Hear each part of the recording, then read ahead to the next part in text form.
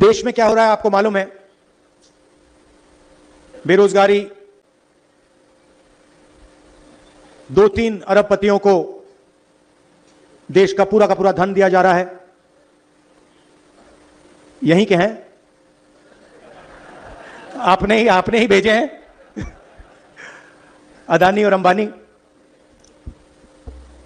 उनके लिए सब कुछ अवेलेबल है, जो भी उनको चाहिए। एयरपोर्ट, मुंबई का एयरपोर्ट किसी और के हाथ में है, अदानी जी को चाहिए सीबीआई केस लगता है, झटक से चमकता हुआ बोर्ड अदानी एंटरप्राइजेज लग जाता है वहां पे। पोर्ट्स शुरुआत यहीं से हुई थी। एयरपोर्ट, सीमेंट, इंफ्रास्ट्रक्चर, सारा का सारा डिफेंस, सारा का सारा इनके हाथ में जा रहा है। और जनता गुजरात में और पूरे देश में बस देखती जा रही है।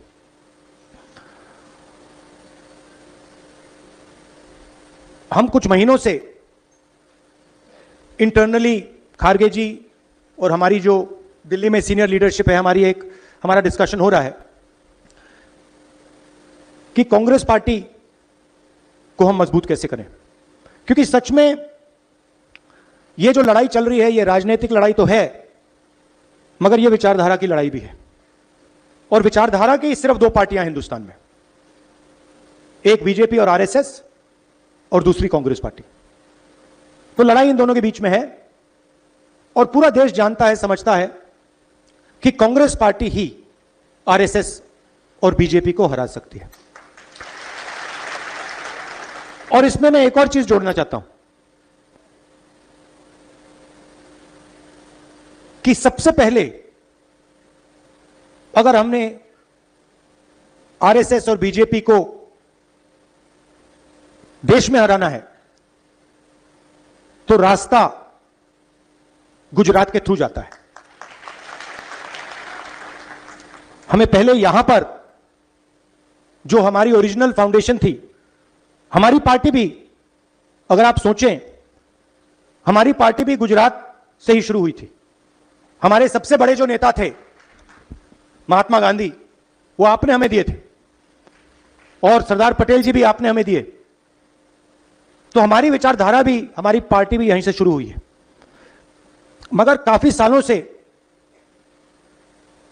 हम डिमोरलाइज से हैं। गुजरात में डिमोरलाइजेशन है नहीं है ना? थोड़ा लग रहा है कि भाई ये बड़ा मुश्किल काम है। तो मैं यहां आया हूं आपको बताने कि ये कोई मुश्किल काम नहीं है, ये आप लोगों के लिए आसान काम है। और आप देख लेना, हम ये काम गुजरात में पूरा करके छोड़ेंगे।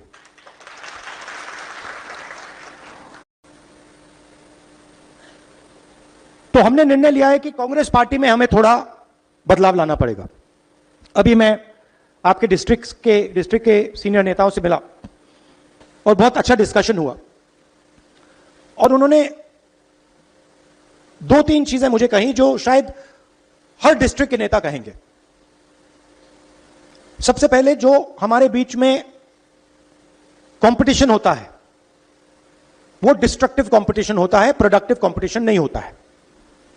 दूसरी बात, लोकल लोगों को, लोकल डिस्ट्रिक्ट्स के नेताओं को टिकट डिसीजन में शामिल नहीं किया जाता है। टिकट, उन्होंने हमें बताया, भैया टिकट हमें पता नहीं कहां से आया,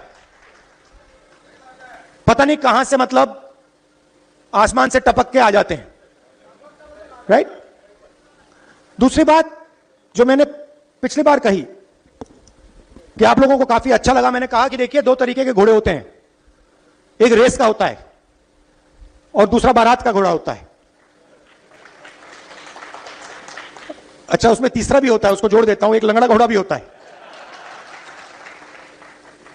और आप ही ने मुझे यह बात बताई कि देखिए राहुल जी, प्रॉब्लम क्या है कि कांग्रेस पार्टी कभी कभी रेस के घोड़े को बारात में बेच देती है और बारात के घोड़े को रेस में दौड़ा देती है। तो हम ये बात, इन घोड़ों को हम थोड़ा अलग अलग करना चाहते हैं कि भैया ये रेस का घोड़ा है, ये बारात का घोड़ा है, और ये लंगड़ा घोड़ा है, और रेस के घोड़े को हम दौड़ाएंगे, बारात के घोड़े को हम नचाएंगे। राइट? तो हमारे डिस्कशन में से मेन बात क्या निकली कि डिस्ट्रिक्ट को अहमदाबाद से नहीं, डिस्ट्रिक्ट को डिस्ट्रिक्ट से चलाना चाहिए, और डिस्ट्रिक्ट के जो नेता हैं, डिस्ट्रिक्ट के जो लीडर्स हैं, उनको स्ट्रेंथ देनी चाहिए, और खास तौर से जो डिस्ट्रिक्ट प्रेसिडेंट है उसको जिम्मेदारी देनी चाहिए, उसको पावर देनी चाहिए, और उसके हाथ मजबूत करने चाहिए। और यह काम हम अब शुरू कर रहे हैं। भेड़िया जी आए हैं, ये मंत्री रहे हैं, सीनियर हैं, इनको हमने यहां भेजा है। गुजरात के भी लोग आए हैं, जिग्नेश आए हैं, 2-3 और लोग आए हैं। ये आपसे बातचीत करके हमारे को 5-6 नाम देंगे, जिनमें से आपका डिस्ट्रिक्ट प्रेसिडेंट चुना जाएगा। डिस्ट्रिक्ट प्रेसिडेंट कॉम्प्रोमाइज कैंडिडेट नहीं होगा। डिस्ट्रिक्ट प्रेसिडेंट इस डिस्ट्रिक्ट को चलाएगा, अकेले नहीं चलाएगा, आपकी मदद के साथ चलाएगा, मगर उसके डिसीजन से डिस्ट्रिक्ट चलेगा, डिस्ट्रिक्ट कमेटी के डिसीजन से डिस्ट्रिक्ट चलेगा। ऊपर से कोई अलग अलग तरीके के कैंडिडेट्स, डायरेक्शन, ये वो नहीं दे पाएगा। तो ये स्ट्रक्चर हम बना रहे हैं। हम चाहते हैं कि संगठन और इलेक्शन लड़ने वालों के बीच में कनेक्शन हो।